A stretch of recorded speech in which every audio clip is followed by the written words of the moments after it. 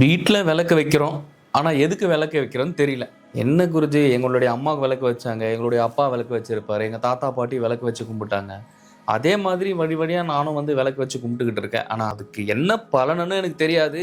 அதனால என்ன பயனுன்னு எனக்கு தெரியாது. ஆனால் நான் விளக்கு வச்சு கும்பிடுவேன். இப்படி எத்தனை பேர் இருக்கீங்க? எதுக்காக விளக்கு ஏத்துறீங்கன்னு உங்கள் வீட்டில் தெரியுமா?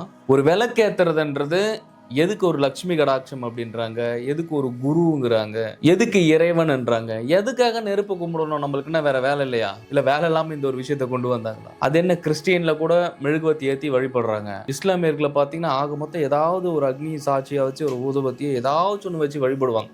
ஏன் இதெல்லாம்? இதுக்கான காரணம் என்ன? அப்படி ஒளியில் என்னதான் ரகசியம் இருக்கு அப்படின்னா, நம்மளுடைய முன்னோர்கள் முழுக்க முழுக்க முட்டாள்கள் கிடையவே கிடையாது. ஒவ்வொருத்தரும் புரிஞ்சுக்கணும். ஸோ விளக்கு ஏற்றும் போது விளக்குல இருந்து அக்னியினுடைய சக்தியான ஒரு மிகப்பெரிய எனர்ஜி, ஒரு சக்தியும் அதுல இருந்து வெளியே உமிழ ஆரம்பிக்கும். வீடும் நிறைய அப்படி வீடு நிறைய அதுல இருந்து பாசிட்டிவ் வெளியே கொடுக்குது அப்படின்னா, வீட்டில் இருக்கக்கூடிய எந்த விதமான நெகட்டிவா இருந்தாலும் சரி, எந்த விதமான ஒரு நெகட்டிவான ஒரு சக்தியாக இருந்தாலும், எந்த மாதிரி எதிர்மறை எண்ணங்கள் இருந்தாலுமே கம்ப்ளீட்டா அதெல்லாமே அப்சர்வ் பண்ணி அதை எரிச்சு சாம்பலாக்கக்கூடியது தான் விளக்கினுடைய மகத்துவமான ஒரு சக்தி. சரிங்களா? இதனால தான் வீட்டில் யோகத்தை வளர்க்குறது, அதுக்கப்புறம் பார்த்தீங்கன்னா கல்யாணத்தப்ப பார்த்தீங்கன்னா முன்னாடி யோக குண்டம் வச்சு வளர்க்குறது, இதெல்லாமே ரீசன் இதுதான். ஆனால் அது ஏன் பண்றாங்க, அது எதுக்காக பண்றாங்க, அப்படி பண்றதுக்கான காரணம் என்னன்னா, வீட்டில் எந்த மாதிரியான விஷயம் இருந்தாலும் சரி, அதாவது நெகட்டிவ் எனர்ஜி, எதிர்மறை எண்ணங்கள், ஒரு கெட்ட சக்தி, தீய சக்தி, இது எதுவாக இருந்தாலுமே அந்த விளக்கு அப்சர்வ் பண்ணி அதை காலி பண்ணி பஸ்பம் பண்ணிடுவார் இறைவன். அதனால தான் வீட்டில் ஒவ்வொருத்தருமே காலையில் சாயந்தரம் வீட்டில் கம்பல்சரி விளக்கேற்றி இறைவனை வழிபடுவது அவ்வளவு நல்லது. ஆனால் டெய்லி காலையில் சாயந்தரம் 2 வேளை விளக்கேற்றாம இறை வழிபாடு செய்யாம இருந்தீங்கன்னா, நிச்சயமா சொல்றேன், நீங்களே கொஞ்சம் நினைச்சு பாருங்க, உங்க வீட்டுல எப்பயுமே ஒரு நெகட்டிவாவே இருக்கும், உங்க வீட்டுல ஏதாச்சும் ஒரு பிரச்சனையாவே இருக்கும். அப்படின்னா உங்களுடைய மனதினுடைய எண்ண அலைகள் அப்படின்றது ரொம்ப லோவா ஓட ஆரம்பிச்சிடும்.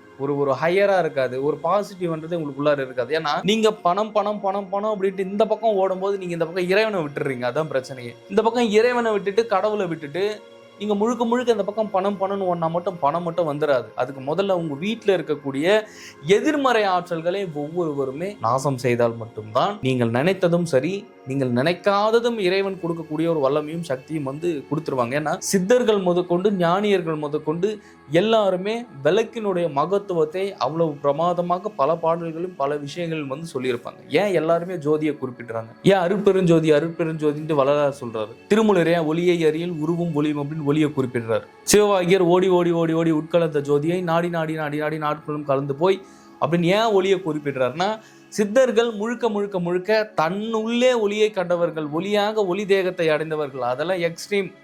நான் இப்போ சொல்லிக்கிட்டு இருக்க எல்லாமே கோவில்களுக்கும் பக்தியா இருக்கிறவங்களுக்கும் சொல்லிக்கிட்டு இருக்கேன். பட் வெளியில இருக்கக்கூடிய அப்படியாச்சும் நீங்க கொஞ்சம் வெளியே விளக்கேற்றி உங்க வீட்டில் இருக்கிற நெகட்டிவ் எனர்ஜி கொஞ்சம் குறைக்க பாருங்க. ஏன்னா உங்களுக்குள்ளார இருக்கிற நெகட்டிவ் எனர்ஜி உங்களுக்கு குறைச்சிக்கிறதுக்கு ஒரு 5 நிமிஷமோ 10 நிமிஷமோ இல்லை ஒரு அரை மணி நேரம்னா கூட உட்காந்து பயிற்சிகள் பண்றதுக்கு உங்களுக்கு சோம்பேறித்தனம், உங்களால முடியல. நீங்க முழுக்க மாயையில மாட்டிக்கிட்டு இருக்கீங்க. முழுக்க மாயையில கலந்து இருக்கிறதுனால உங்களுக்கு இதை பத்தின விஷயங்கள் அவ்வளவா தெரியல. தான் பிரச்சனை. அப்படி விளக்கு நீங்க ஏற்றும் பொழுது கம்ப்ளீட்டா ஒரு அளவுக்காச்சும் உங்க வீட்டில் இருக்கக்கூடிய நெகட்டிவ் வந்து குறைஞ்சிரும்.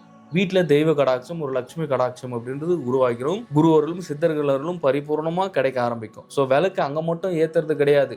விளக்குல வரக்கூடிய சக்தி உங்களுக்குள்ள இருக்கிற விளக்கு, உங்களுக்குள்ளார ஒரு ஜோதி இருக்கு. எங்க இருக்கு? உங்களுடைய பிரம்மரந்திரம் என்று சொல்லப்படுகின்ற உங்களுடைய சுழிமுனை நாடியில இருக்கு.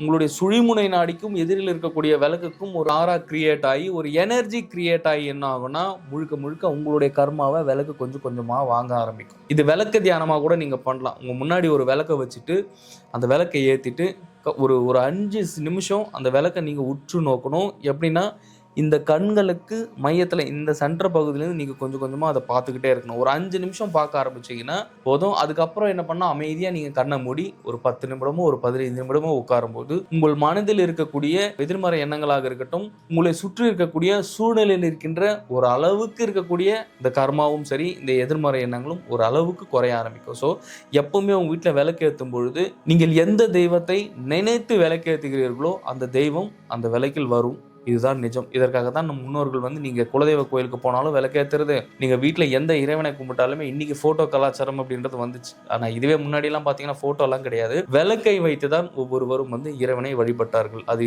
எல்லா மதமும் எந்த மதமாக இருந்தாலும் விளக்கை மையப்படுத்தியும் ஒளியை மையப்படுத்தி தான் இறைவனை வழிபட்டார்கள் என்பதுதான் நிஜம். ஸோ நிதர்சனம். இதில் நான் சொல்லக்கூடிய விஷயங்கள் கொஞ்சம் கொஞ்சமாக உங்களோட லைஃப்பில் நீங்கள் கடைபிடிச்சிங்கன்னா மிக நல்வரமாக உங்களுடைய வாழ்க்கை மாறும். குரு கடாட்சம்.